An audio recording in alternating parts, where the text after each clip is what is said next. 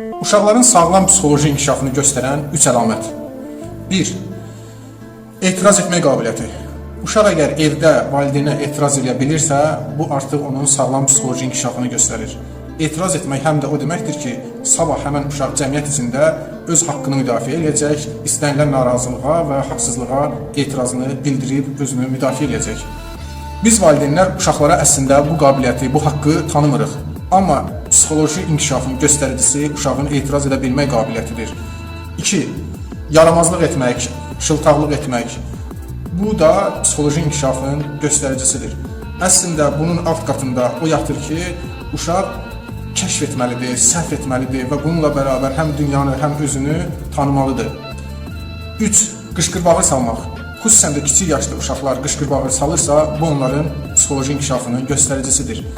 Həm də o deməkdir ki, uşaq artıq özünü şəxsiyyət kimi təsdiq etməyə çalışır. Özünü təsdiq etmək, cəmiyyətdə inteqrasiya olmaq üçün onun şuuraltı olaraq verdiyi instinktlərdir. Bəs siz necə düşünürsünüz? Bu dediyim 3 əlamətə görə biz uşaqlarımızı danlayırıq, yoxsa əslində onları təqdir edirik?